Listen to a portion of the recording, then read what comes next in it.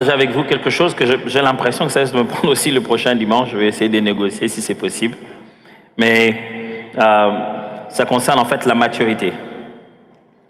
Et la maturité, on va essayer de découvrir un peu dans quoi il s'agit ici. Pour cela, on va lire 1 Corinthiens chapitre 13. 1 Corinthiens chapitre 13, du verset 8 à 13. Mais avant tout, laissez-moi vous expliquer une chose. On est à 1 Corinthiens, le chapitre 13. Hein. Le chapitre 13, c'est un chapitre, je vais dire, d'interruption. L'apôtre interrompt une suite logique qu'il était en train d'établir entre le chapitre 12 et le chapitre 14, vous l'aurez compris. Il est en train de leur parler de l'utilité des dons spirituels en comparant le don de prophétie avec le don de parler en langue. Alors, le but ici, c'est que Paul veut leur démontrer que l'utilité de don, c'est que ce soit là pour l'édification. Et le don le meilleur, c'est celui qui est, une fois qu'il est manifesté, atteint son objectif de l'édification. Mais il ose aussi leur expliquer que, dû justement à leur utilité, certains dons paraissent ou sont finalement plus importants que d'autres. Parce qu'il dit alors, dans le cas où il faut atteindre l'édification, celui qui prophétise est plus que celui qui parle en langue, à moins que celui qui parle en langue reçoive l'interprétation de son parle en langue, ou donne l'interprétation de son parle en langue. Alors, le chapitre 13 arrive pour interrompre. Il interrompt quoi? Il interrompt cette idée pour rentrer un peu en arrière, pour leur dire, don, prophétie, parle en langue, tout ça là c'est bien, mais ça va finir. J'aimerais vous ramener à l'essentiel. Alors l'apôtre fait un retour à l'essentiel en leur disant, il n'est pas ici question de prophétiser, de parler en langue, de donner des paroles de connaissance. Il est ici question d'amour. Le mot qu'il utilise là-bas en grec, agapao, que la traduction de Louis II appelle charité. Il dit en réalité tout cela, ça va passer. Mais 3 choses subsistent. La foi, l'espérance et la charité ou l'amour. Et il dit que même au milieu de ce 3-là, le plus grand, c'est l'amour. L'apôtre Paul prend tout l'enseignement qu'il donnait sur le don spirituel comme une maison qu'il avait bâtie, soulève la maison et replace la fondation de l'amour pour leur dire, si vous êtes motivés par la charité, l'amour de Dieu, alors vous aurez un meilleur impact dans la manifestation de vos dons spirituels. En leur disant, à un moment donné, on n'aura plus besoin de prophétiser parce que tout ce qu'on prophétise sera arrivé, ça sera la fin. Il n'y a plus besoin de rien connaître parce qu'on nous verrons le Seigneur tel qu'il est, il n'y aura plus raison de connaître. Quand tout ça sera fini, l'amour subsistera. Au milieu de cette démonstration, l'apôtre s'arrête un moment pour leur montrer que justement, don, manifestation, tout ça là, c'est temporaire. En plus, nous connaissons qu'en partie, nous ne prophétisons qu'en partie, ce n'est que partiel, temporaire. Alors il compare tout ce qui est partiel et temporaire à quelque chose qui est infantile. C'est novice, ce n'est que le début. Et il dit, lorsque le Seigneur viendra, il se manifestera à nous, alors nous connaîtrons les choses telles qu'elles sont censées être. Nous quitterons donc cette étape de novice et nous deviendrons réellement exposés, nous serons connus, nous aurons grandi, nous serons devenus matures. Il dit, nous cesserons d'être enfants, nous serons devenus des hommes. Il prend cette image-là d'enfant qui mûrit et qui devient un homme, qui devient mature. Et c'est cette image que je vais utiliser tout à l'heure. Mais avant tout, lisons ensemble. 1 Corinthiens chapitre 13, versets 8 à 13. La charité ne périt jamais. Les prophéties prendront fin. Les langues cesseront. La connaissance disparaîtra. Car nous connaissons en partie et nous prophétisons en partie. Mais quand ce qui est parfait sera venu, ce qui est partiel disparaîtra. Lorsque j'étais enfant, voilà, c'est de ça que je parle. Le mot qu'il utilise ici pour dire enfant veut dire petit, veut aussi dire novice. Ça signifie simplement lorsque j'étais encore tout petit, dans mes débuts, j'étais aussi un enfant physiquement, il veut parler comme ça. Je parlais comme un enfant. Le verbe parler ici veut dire je m'exprimais, je faisais connaître ma voix. Vous savez, un tout petit ne parle pas toujours avec tous les verbes et les vocabulaires que nous utilisons. Mais il dit quand j'étais un enfant, pour faire connaître ma volonté, j'utilisais les voix que les enfants utilisent. Pleurer, crier, je parlais comme un enfant, je m'exprimais comme un enfant. Je pensais comme un enfant. Le mot penser ici veut dire, c'est-à-dire, mais je regardais la vie dans l'angle de vue d'un enfant. Les besoins de l'enfant, c'est ça qui était mes vrais besoins. Tout le monde, le sens de la vie, c'était celui d'un enfant. Je me rappelle quelquefois, j'ai envoyé qu'on cherche les enfants à l'école. Ils sont revenus en boudant. Ils disent, on nous a cherchés trop tôt. J'ai dit, ah, vous étiez encore en cours? Il dit, non, le cours était fini, mais on jouait. Vous faisiez quoi? On jouait. J'ai dit, ah. Dès que les enfants arrivent quelque part, je ne sais pas si vous avez remarqué, vous les amenez même dans la maison d'autres personnes, ils trouvent l'autre enfant, premier réflexe. Balembate. Ils vont jouer. Ils vont jouer pourquoi? Pourquoi vous voulez jouer? Qu'est-ce qu'il y a à jouer? Ils inventent eux-mêmes leur jeu. La vie est un grand jeu pour eux. Alors Paul dit, quand j'étais un enfant, je voyais les choses comme ça. Et puis, il dit, je raisonnais comme un enfant.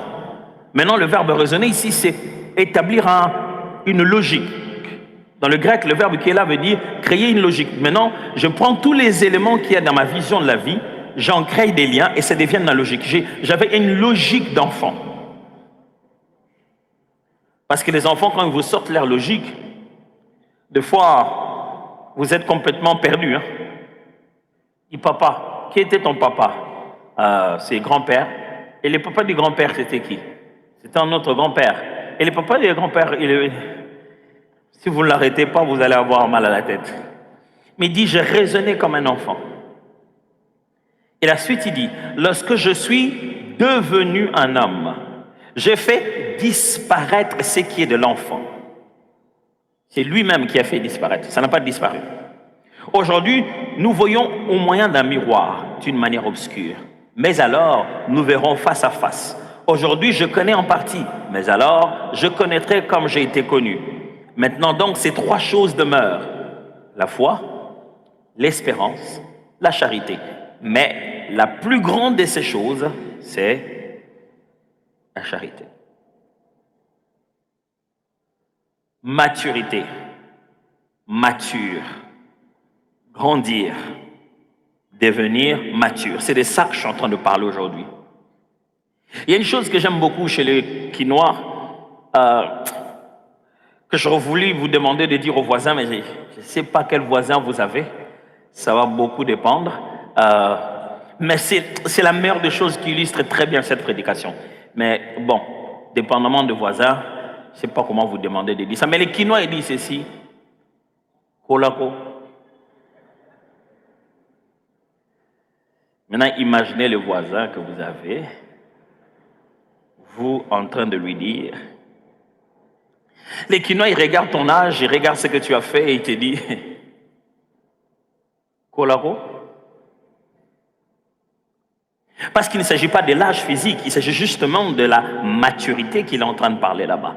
Mais que dit Dieu au sujet de la maturité? Ou bien quelle est la position de Dieu en ce qui concerne cette affaire de maturité? Dieu lui-même, vous le savez, il n'a pas besoin de mûrir. Il est Dieu.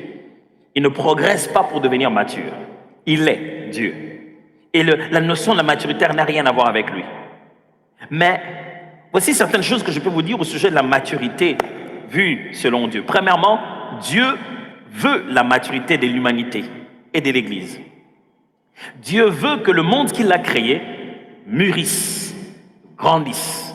Il veut aussi que l'Église qu'il a fondée par son Fils grandisse.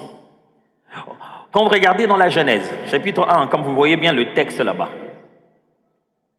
Dieu, en créant l'homme, il donne déjà des instructions, il dit multipliez-vous, proliférez la terre, remplissez ce qu'il a fait. Il dit, je vous donne la nourriture, l'herbe du champ comme une nourriture. Il montre déjà que votre vie, la dépendance de votre futur, c'est le fait que les choses qui sont autour de vous passent par le processus de croissance et deviennent utiles. Et il ajoute dans Éphésiens justement, il dit, il a donné aux uns comme apôtres pour le perfectionnement des saints en vue de l'œuvre du ministère jusqu'à ce que vous ayez atteint l'état d'homme, jusqu'à ce que la finalité, Dieu veut que l'Église grandisse. Deuxièmement, Dieu participe à la maturité de l'humanité. Dieu lui-même participe. Il crée des scènes comme un metteur en scène, comme un réalisateur. Il crée des scènes dans lesquelles il nous met pour que nous grandissions. Il nous crée des circonstances. Mes amis, il est même possible que les situations par lesquelles vous passez maintenant, ce n'est qu'une école. Dieu veut vous faire grandir. Et Dieu crée ça. Proverbe dit que Dieu, eh bien, il châtie comme un parent, un père qui châtie ceux qu'il aime. C'est comme ça qu'il châtie, imaginez-vous. Et à même de moment où Dieu fait un plan pour lequel toi tu te sens mal, mais en réalité le but, c'est qu'il est en train de te montrer son amour. Un Pierre le dit encore, que désirez comme des enfants nouveau-nés le lait de la parole de Dieu avec lequel vous puissiez croître. Dieu lui-même participe à la maturité de l'humanité de l'Église. 3, Dieu a conditionné l'accès à certaines choses par la maturité. C'est-à-dire, Dieu dans la Bible, comme dans Galates chapitre 4, verset 1, dit « Tant que l'héritier est encore un enfant, il ne diffère de rien d'un esclave, jusqu'à ce qu'il soit remis entre les mains des tuteurs et des administrateurs, et qu'il grandisse. » C'est ça le but. Il dit « Tant qu'il est encore un enfant, il ne diffère de rien d'un esclave. » C'est-à-dire, à un certain âge, tu ne peux pas recevoir certaines choses. Dieu dit, il ne peut pas accéder à son héritage parce qu'il est encore un enfant. Dieu conditionne l'accès à certaines choses à un âge. Vous ne donnerez pas votre moto à votre petit frère qui a 8 ans, 9 ans, qui ne sait même pas quand il monte dessus, les jambes arriveraient où. Il faut qu'il en ait l'âge. Je me souviendrai un jour, j'attrape dans un couloir une petite fille qui devait avoir peut-être entre 11 et 12 ans, peut-être moins. Et elle murmurait, parce qu'on l'envoyait tout le temps, fais ceci, fais cela, elle s'est mise à murmurer. Et je l'ai entendue au couloir en train de murmurer, dit,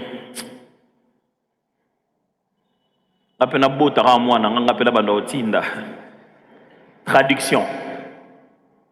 Je voudrais moi-même aussi mettre au monde mon propre enfant, comme ça je peux commencer à l'envoyer. Belle idée, hein? À cet âge-là, elle veut avoir un enfant à cet âge-là, elle n'en a pas les...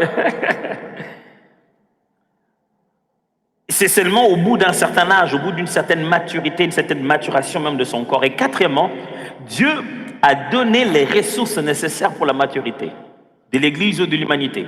Parlons de l'Église, par exemple. Le même texte d'Éphésiens, chapitre 4, revient pour dire il a donné aux uns comme apôtres, aux autres comme pasteurs, pour le perfectionnement de saints. Dieu a même appelé des gens dans leur vie pour qu'ils soient des agents par lesquels vous devez grandir. Dieu lui-même a mis les ressources nécessaires pour que vous puissiez grandir. Si vous n'avez pas grandi, ce n'est pas la faute de Dieu. C'est Dieu a tout mis pour que vous puissiez grandir. D'ailleurs, c'est pour ça qu'il est quinois. Quand il te rencontre, il te regarde ton âge, il regarde là où tu as vécu, il regarde les gens qui sont avec toi et les choses que tu fais, il dit, Maïa, Olaro. Alors tout de suite, j'aimerais que vous puissiez observer pendant quelques minutes, ça ne dira pas, un processus filmé pendant près de 25 jours de comment se développe une plante. C'est intéressant de voir, j'aimerais que vous puissiez observer bien à la fois comment monte la plante et comment se développent les racines. Donc le média va nous passer cette vidéo et j'aimerais que vous soyez attentifs pendant ce moment-ci, avant que je ne continue sur les quelques éléments que j'ai prévu de parler avec vous ce matin. S'il vous plaît.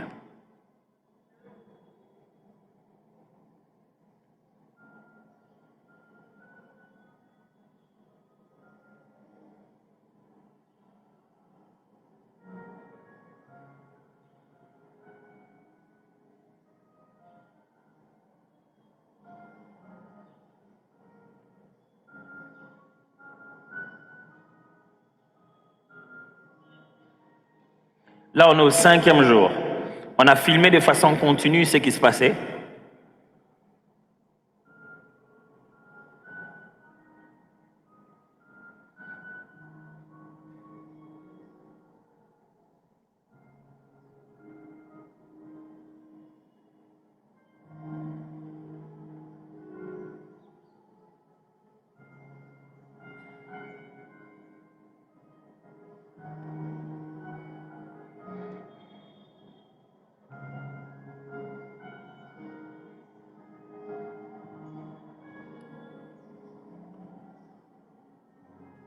On est au 13e jour. Au moment où on pensait qu'on avait tout, il y a encore autre chose qui sort. 15e jour.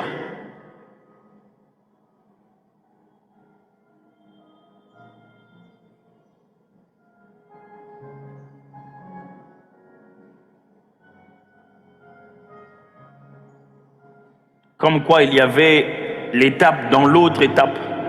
C'était qu'une seule tige au départ, mais ça continue à grandir. Vous avez constaté, plus géant ça devient, plus facilement ça s'agite.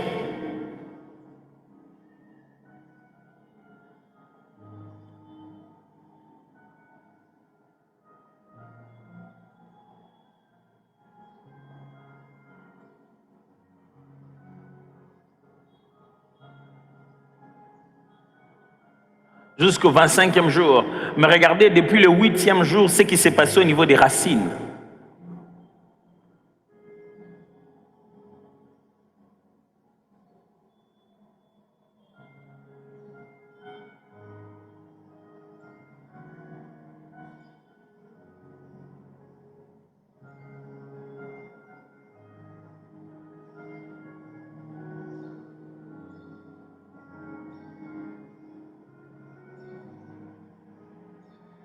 Le but ici est celui de vous montrer combien la maturation et la maturité est le résultat d'un processus. Vous voyez, c'est devenu grand et ça commence à être agité. On sent que plus ça monte, plus ça commence à être agité, mais ça ne s'agite pas pour tomber. Ça s'agite parce que c'est en train de grandir. C'est ce que je souhaite pour vous, mes frères et sœurs. C'est ça ma prière pour vous. Que vous montriez malgré les attaques, que vous montriez malgré les problèmes, que vous continuez encore à monter. Même quand ça s'agite, vous n'allez pas tomber. Est-ce que je parle à quelqu'un? Ça va s'agiter, mais toi, tu vas t'enraciner. Et ça s'agite bien parce que tu es en train de monter bien.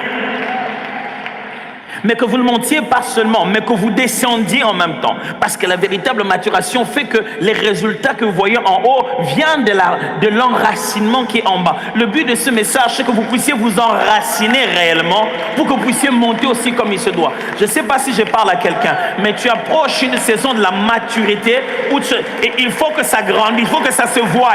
Ce n'est plus le temps de la sémence, c'est le temps de la moisson, c'est le temps de la maturité. Et il faut qu'on voie que c'est devenu complètement ce que ça devait être.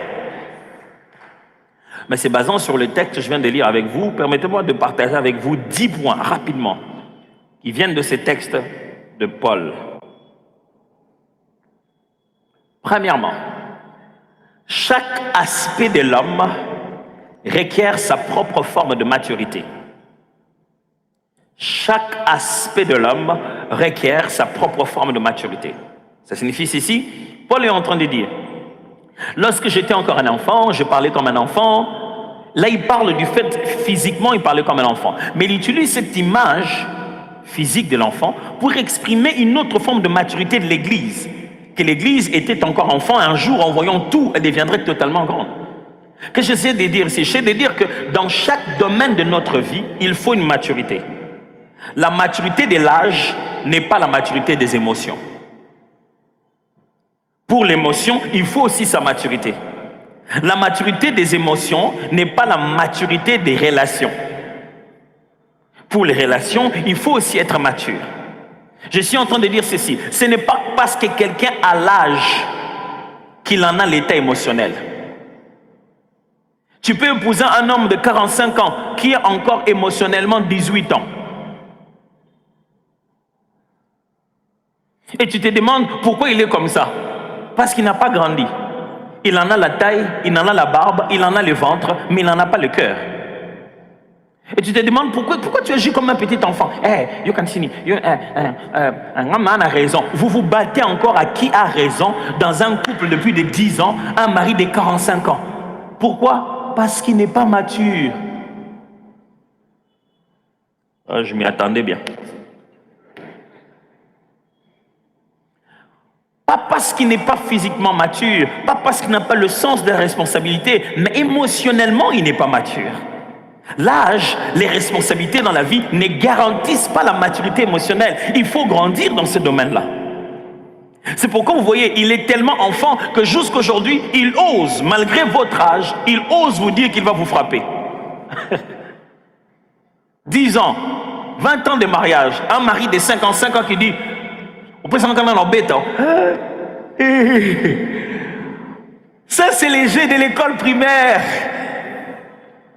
À votre âge, à votre maturité, la maturité n'a pas besoin de mains pour s'exprimer. À votre âge, vous dirigez par le pouvoir. Qui est-ce que Poutine a frappé?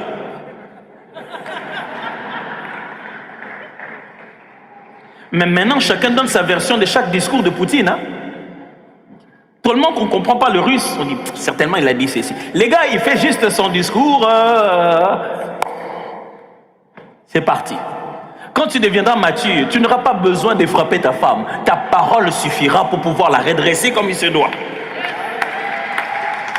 Pasteur, priez pour moi. Vraiment, mon mari, vraiment, je ne sais pas qu'est-ce qu'il a. Il n'a pas grandi émotionnellement. Pasteur, ma femme, je ne comprends pas. Elle continue encore à acheter des bijoux comme des jouets. Elle n'a pas grandi émotionnellement. C'est une ado que tu as épousée.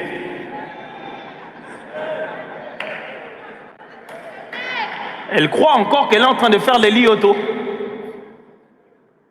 Mais il y a des gens aussi qui sont, malgré leur âge, qui sont relationnellement immatures. C'est pourquoi je vous en supplie, mes chères sœurs, vous qui dites, quand on vous demande la main, donne-moi un peu le temps, je vais t'étudier. Vous étudiez quoi? Je ne sais pas quel... J'aimerais que vous étudiez les relations. Parce que quelqu'un va se mettre en relation avec vous, étudier sa façon d'être en relation avec les autres. Quelqu'un qui est déjà incapable, qui ne sait pas parler à sa mère, qui ne sait pas parler à ses frères, tu penses qu'il va bien, il va bien te parler. Quand il entend parler à ses propres sœurs, et il les chosifie presque. Quand quelqu'un ne sait pas avoir une relation équilibrée, il ne peut pas avoir une bonne relation avec vous. Ne pensez pas que vous allez être l'exception. Vous allez être l'exception pendant un moment de conquête, jusqu'à ce qu'il va vous conquérir et il va vous remettre dans la liste. S'il vous plaît, cherchez quelqu'un qui a grandi relationnellement, qui est relationnellement mature. Je ne parle pas des diplômes, je ne parle pas avec qui il se connaît, il est l'ami de qui et de qui. Je parle des relations. Combien de fois il a été fidèle, loyal à des gens? Comment pouvez-vous avoir quelqu'un de toute sa vie, Abbé Banarna Batunions, traduction, il s'abîme avec tout le monde.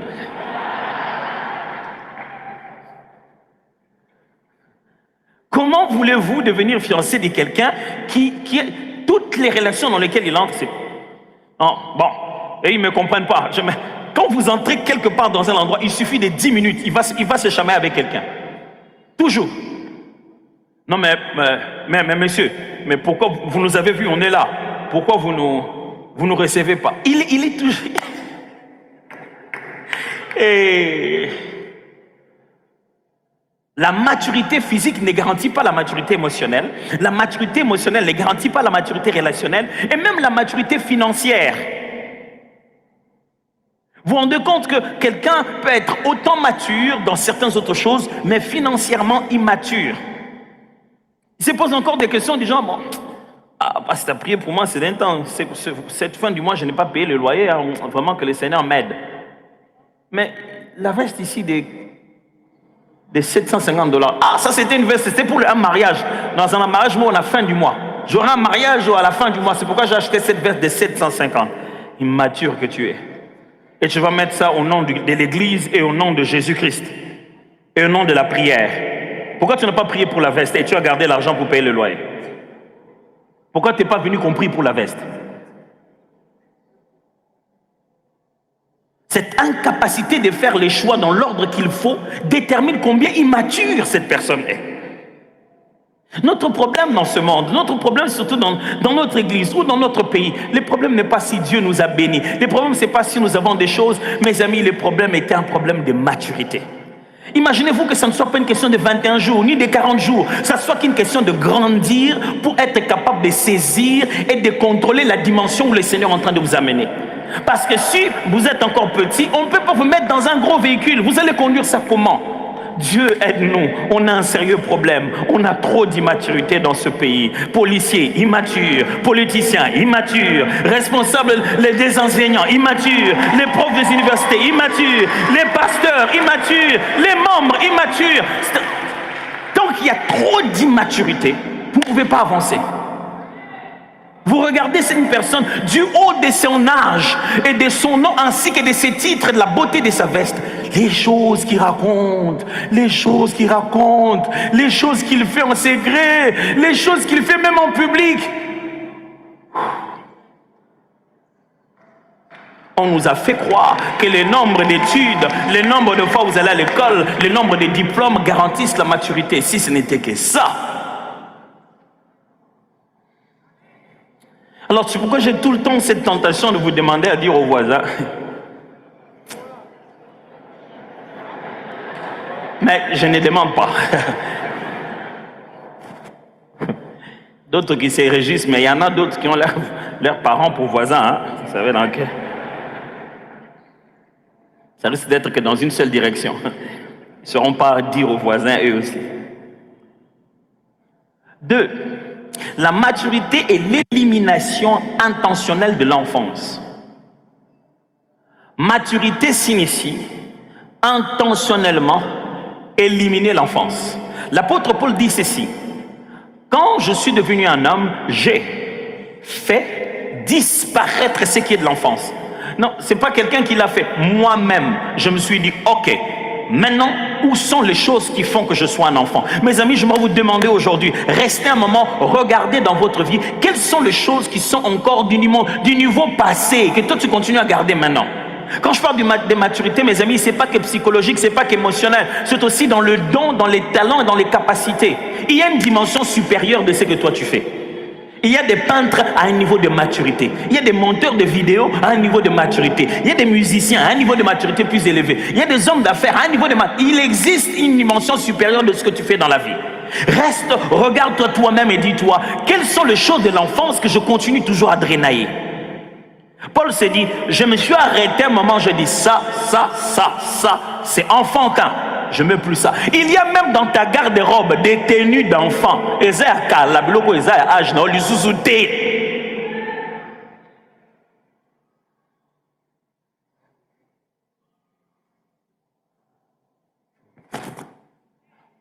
La maturité, c'est intentionnellement éliminer l'enfance.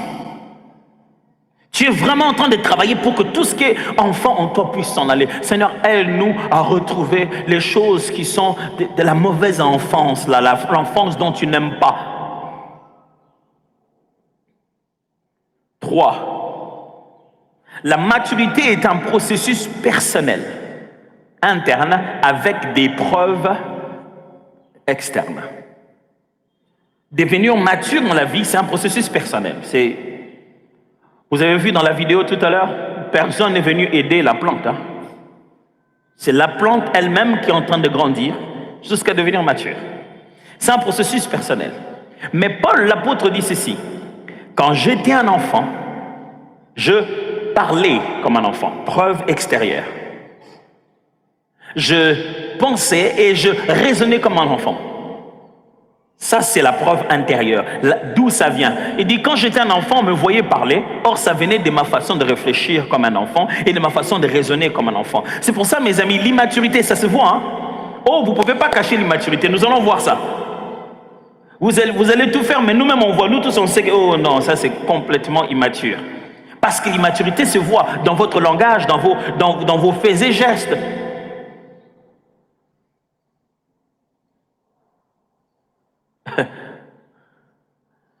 Balobi nanga bon poni baket tonga ngai kuna de batongi tonga bon so bon na longwe na ngai. Traduction. Pourquoi ils sont allés me coudre là-bas? C'est comme ça, je sais pas. C'est pour rire, vous savez bien que c'est pas coudre. Franchement, tu as quitté un ministère, un travail parce qu'on a parlé de toi.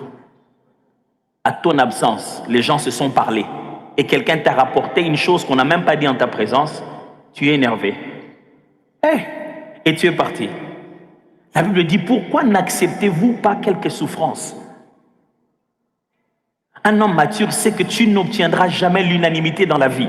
Il y aura toujours des gens au côté rabamoté. Ben elle est là-haut. Tu n'as pas d'effort à fournir avec cette affaire. Non, pourquoi eux, ils ont dit qu'ils n'aiment pas, c'est comme ça, moi je m'en vais. Qui a dit qu'on t'aimera partout? Immature.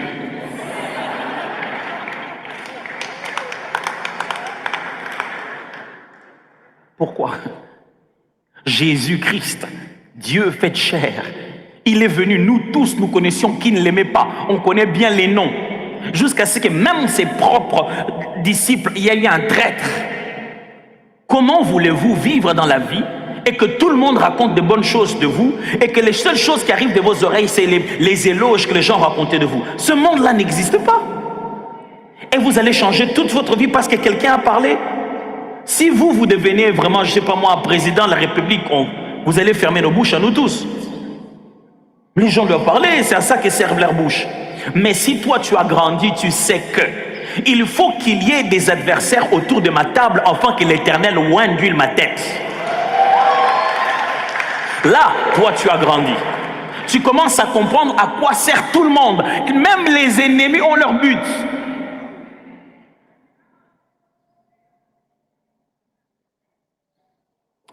Quatre.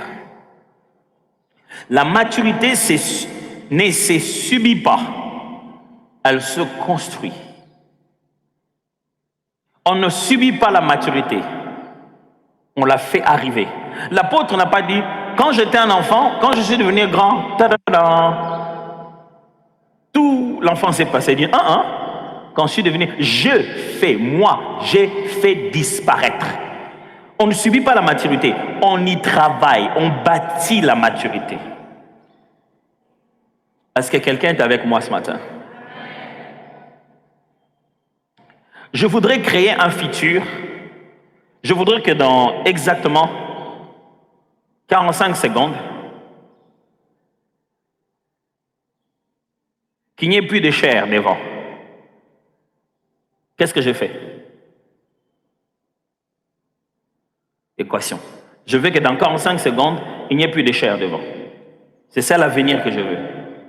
Je fais quoi? Votre église maillée, le bagé là. Si la réponse est si évidente, pourquoi il pose la question? Non, il n'y a pas de piège. C'est que je vais juste venir, je vais prendre la chair, je vais la mettre là-bas. Les 45 minutes plus tard, il n'y aura plus de chair ici.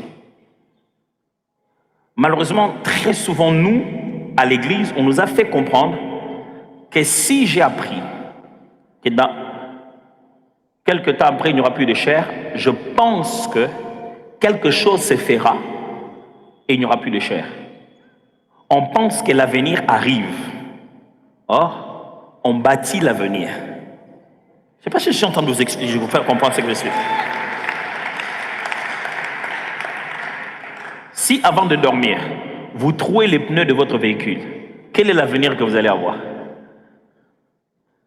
Un véhicule en panne, n'est-ce pas? C'est-à-dire, si on dit que demain matin, ton véhicule ne pourra pas rouler parce qu'il aura les pneus troués, ça va se passer maintenant.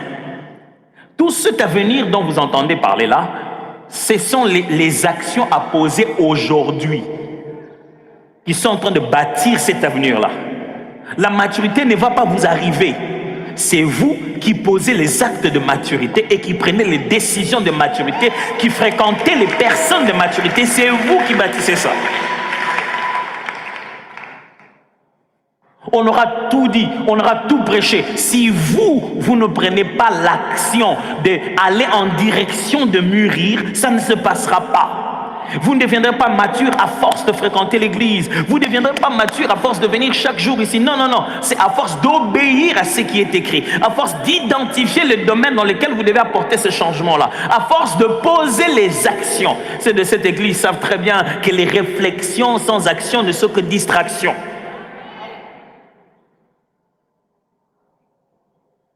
5. La maturité est l'état d'utilité sociale d'un potentiel. Est-ce qu'on peut lire ça ensemble? 2, 3.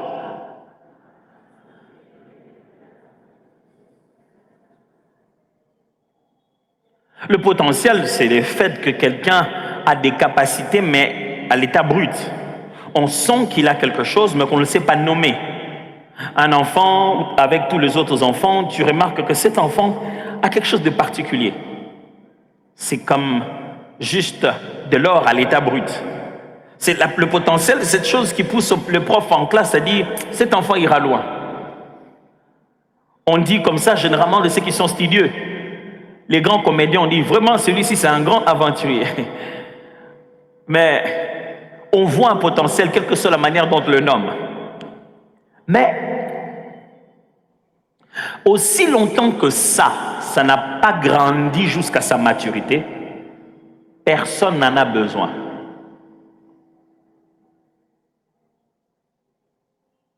Est-ce que quelqu'un me suit très bien? Imaginez un maïs, un grain de maïs, vous mettez au sol, ça sort un gros arbre, une plante qui commence à monter. Vous en faites quoi? À moins d'aller trouver une formule des tradis praticiens, tant que cette plante ne donne pas d'autres maïs, ça ne sert à rien. La finalité de cette plante, c'est qu'elle arrive à la maturité de produire ses fruits. C'est parce que la plante atteint la maturité totale de produire les fruits que l'utilité sociale de cette plante devient claire. Quelqu'un entend me suivre très bien? C'est-à-dire que des fois tu as l'impression que tu ne sers à rien, c'est parce que tu n'as pas fait grandir la chose que tu as. Si c'est que tu as grandi, du coup tu vas savoir à quoi tu sers. Alors prends les data, les mégas, mets-les dans les choses qui font grandir. Pas dans les commérages. Grandis s'il te plaît. Ah, Colaro. Grandis dans le don que tu as. Et pasteur, moi tout ce que je sais faire dans la vie, c'est seulement tresser les cheveux. Grandis, on grandit aussi dans ça mes amis, on grandit dans ça. Grandis, prends ton temps, travaille sur ça, deviens meilleur, laisse cette chose atteindre sa maturité. C'est quand tu montes en maturité que tu commences à devenir important dans la société. Personne n'aime aller acheter des choses qui ne sont pas mûres. Imagine, moi je vois toujours des fois je vais dans un supermarché acheter un avocat comme ça et je n'étais pas conscient que c'était un peu pas très mûr parce que si c'est trop mûr ça va s'abîmer, on vous laisse vous rentrer à la maison, vous même peut-être 2 ou 3 jours. Donc si tu veux manger un avocat, là-bas tu sais déjà que je ne peux pas manger ça aujourd'hui, donne un peu du temps. Moi je ne savais pas. Moi, je suis allé acheter pour aller manger. J'achète. Quelle déception. C'était pas mûr. J'ai jeté ça à la poubelle, une chose que j'ai achetée avec de l'argent. Pourquoi? L'utilité sociale, il n'y en a pas. Pourquoi? Parce que ça n'a pas encore atteint la maturité.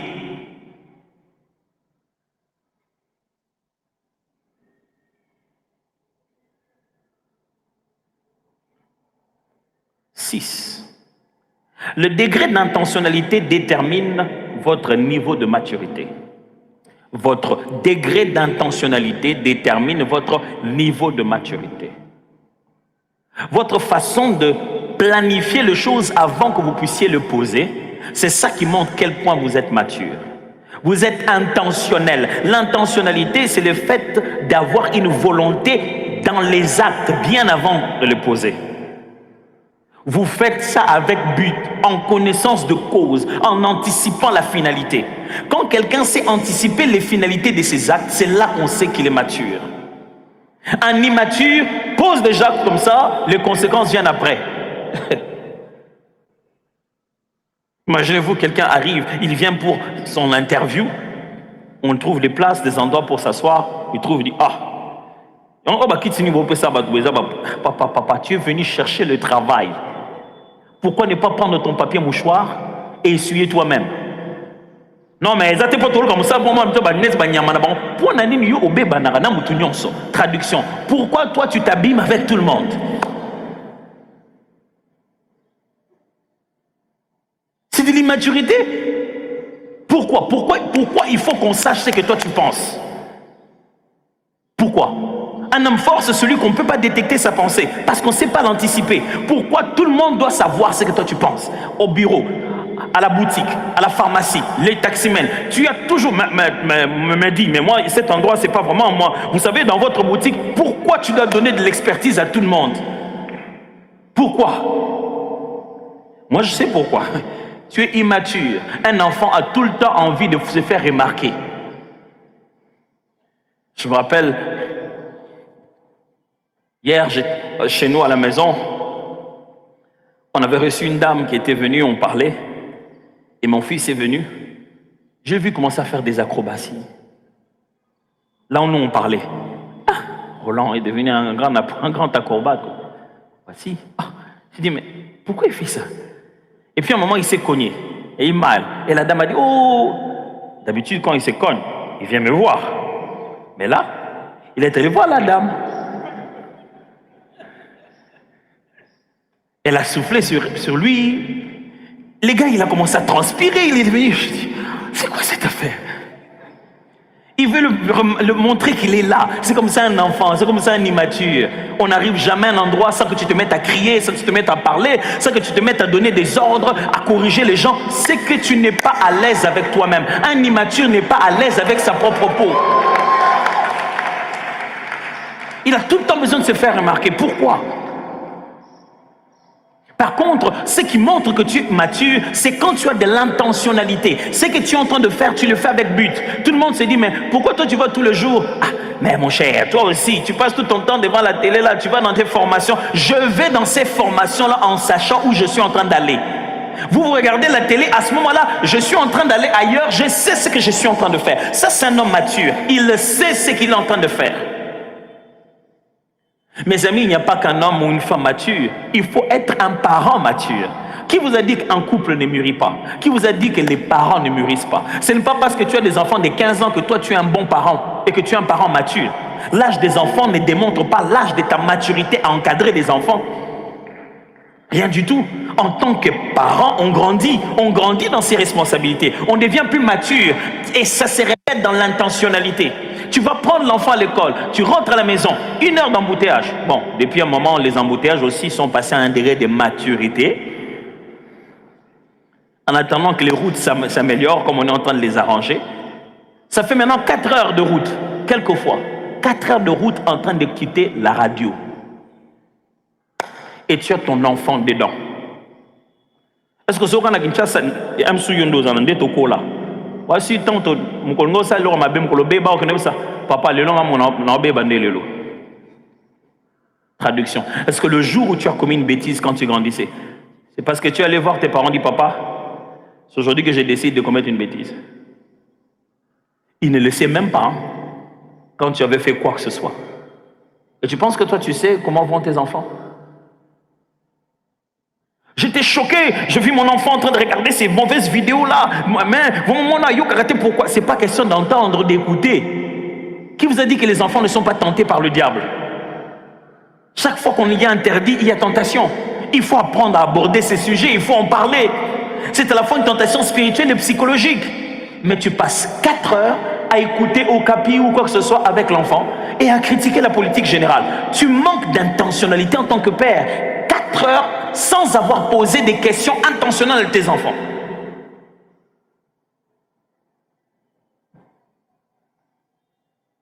Je sais, mes amis, malheureusement, ça nous vient de loin. Pour la plupart d'entre nous, en commençant par moi-même, on a été élevés par des héros, des parents exceptionnels. Mon père et ma mère, chaque fois que je regarde aujourd'hui, avec leurs cheveux blancs, je les vois comme des héros. Des gens qui se sont battus durement, qui ont fait alors des choses exceptionnelles pour nous élever. Vous connaissez déjà le nombre de notre famille, je répète ça tout le temps ici. Mais quand je regarde la petite famille que j'ai et je regarde toutes les responsabilités, je regarde mon père, je dis waouh, cet homme est fort. Je regarde ma mère, je dis cette dame est exceptionnelle. Mais malheureusement, ça vient avec une sorte de tard. À cette époque, les familles nombreuses et ces gens des parents nous ont, parce qu'ils étaient occupés à chercher comment nous faire vivre. À un moment, ils ont légué notre éducation auprès des grands frères. Et quand tu avais quelque chose, dis, demande à ton grand frère. Un devoir, fais avec ton grand frère. À un moment donné, une grande partie des choses, parce que papa l'avait fait avec le grand frère va le faire avec vous aussi. Mais malheureusement, le grand frère, il ne dit pas un enfant, il dit qu'un petit frère. L'éducation d'un enfant doit être finie par son père, par ses parents. Et l'approche du grand frère, ce n'est pas l'approche des papas. Du coup, malgré leurs efforts, nos parents manquaient d'intentionnalité sur certaines choses. Par exemple, on ne nous a pas appris la culture de la gestion financière des entreprises familiales. On ne nous a pas fait comprendre que le travail des papas pouvait passer par les enfants et les enfants vont pérenniser le travail de papa. Pourquoi? Parce que papa travaillait au bureau. Il te prépare à travailler chez l'État. On a manqué d'intentionnalité, mais que Dieu nous fasse grâce, que notre génération soit intentionnelle dans la façon de préparer nos enfants. Oh, je ne les condamne pas. Ces hommes et ces femmes, ils ont fait beaucoup plus. Et c'est ce qui nous a permis d'être ici. Mais je suis en train de nous encourager à nous dire que c'est les degrés d'intentionnalité qui démontrent ta maturité. Tu n'as pas besoin d'âge. Si tu es vraiment un bon parent qui est mûr, que fais-tu de tes enfants? Est-ce que tu as un plan? À quel âge tu penses commencer à leur apprendre comment épargner? Ça n'arrive pas de soi-même. Oui, nos parents ont l'intentionnalité, surtout nos sociétés africaines. On a de l'intentionnalité. Oui, il y en a.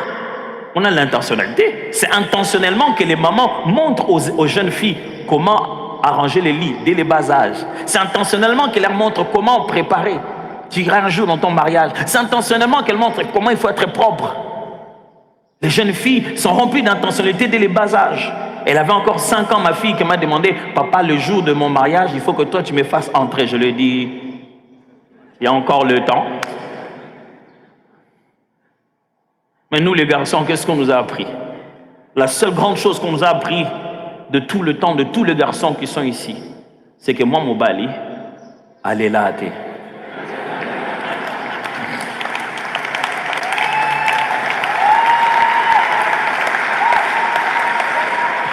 Et ça, on te le dit quand tu as mal.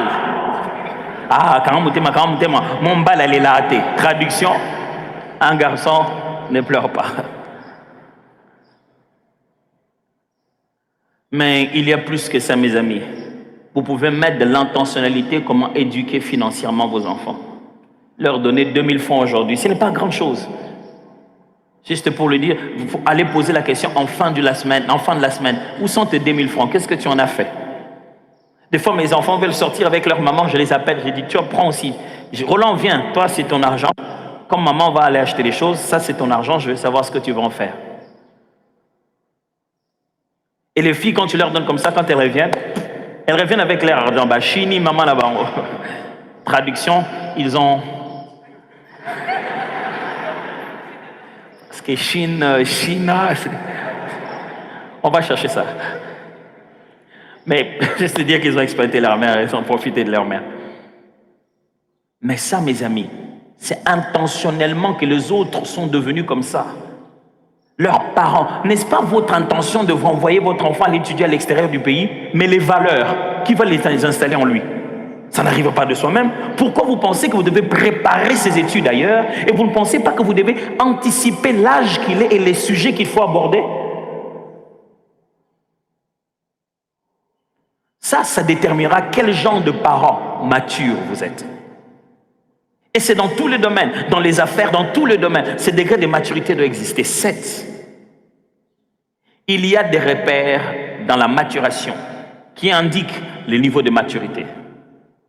Il y a des repères dans la maturation qui indiquent le niveau de maturité.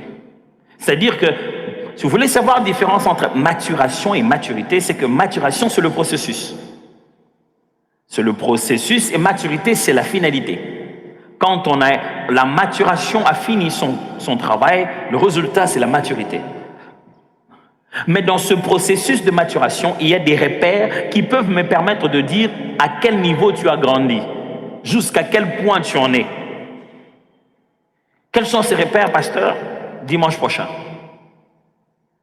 Mais je peux être capable de te dire, voilà, lui il a grandi déjà, niveau 1, niveau 2. Il y a dans la vie comme ça, dans la vie spirituelle, dans la vie sociale, des repères par lesquels on peut se dire, cette personne a déjà grandi, cette personne n'a pas encore grandi, celle-ci est encore à ce niveau, celle-ci a encore des choses à apprendre. Quoique nous, chrétiens, nous savons que la finalité de notre maturité, elle est déjà connue. Pas parce que nous allons arriver à maturité, non. Parce que dès à présent, le repère de notre maturité est en nous. C'est-à-dire la finalité, la maturité du chrétien, c'est clair, c'est dans la Bible. Ephésiens le dit très bien, chapitre 4, jusqu'à ce que vous ayez atteint l'état d'homme fait. Le mot qui est là, c'est l'état de mature, l'état d'une personne accomplie. Comment? À la mesure de la stature parfaite de Christ. La finalité de notre maturité, c'est ressembler à Jésus. L'avantage qu'on a en tant que chrétien, c'est qu'on ne va pas se mettre à ressembler à Jésus demain. On l'a déjà reçu maintenant et on doit produire de fruits qui confirment qu'en réalité, nous lui ressemblons réellement. Maturité. Quel est ton degré de maturité? Est-ce que tu es mûr? Est-ce que tu as grandi? Est-ce que tu acceptes de grandir? Ouais, pasteur, mais bon, jeune, hein, les églises jeunes, on comprend, hein, maturité, traduction. C'est une église de jeunes, c'est une église remplie de jeunes, on comprend qu'on parle de maturité. C'est vrai. Pourquoi tu as 40 ans et tu es toujours chez tes parents? Non mais, bon, on dit, parents, immature. C'est un problème de conjoncture, pasteur. Non, ce n'est pas du tout un problème de conjoncture, du tout. C'est que dans ta tête, tu continues à croire que tu es un enfant.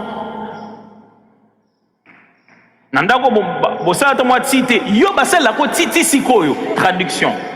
Toi, on te fait le thé jusqu'aujourd'hui. Franchement, dans ta tête, tu n'as pas grandi malgré ton âge. Parce que tu te dis, bon, on est parents, il faut pas la responsabilité. Eh, yo, namboka. Normalement, namboka, yo, ou grand-père.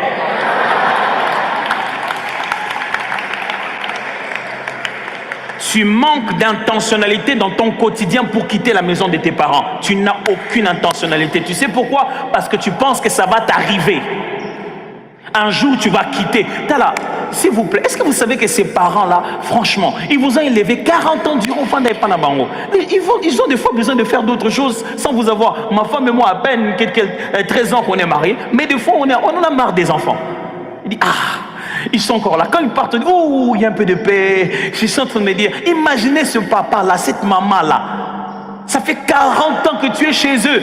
Ils te demandent de partir. Va-t'en. Ils veulent vivre entre eux. Va-t'en. Un moment, il veut se dire, on va revivre encore comme on était nous deux. Non, tu sais que mes parents, yo avant, il y a traduction, avec qui je laisserai les parents. Mais avant que tu n'arrives, ils étaient avec qui? Ces échappatoires montrent à quel point tu es immature. Et il semblerait qu'on met cette immaturité derrière l'église. Oh non, non, non, non, vous n'avez pas le droit. Le Dieu de la Bible n'est pas comme ça. Il est clair qu'il nous a envoyé prêcher la parole pour que vous deveniez matures. Et matures à tous les niveaux de la vie. Pasteur, ce n'est pas nous. C'est la conjoncture de... C'est pas la conjoncture. Toi, tu penses que parce que tu as un diplôme de droit, tu ne peux pas toucher les herbes pour pouvoir faire le champ. C'est ça ton problème. L'immaturité, c'est de pouvoir croire que tu es quelque chose que tu n'es pas. Tu vis dans un rêve. Il y a aux un bon côté, c'est un roi millionnaire. Ou un l'autre, c'est un normal. Est-ce que tu peux me donner un peu, si tu n'en as pas, il n'y en a pas.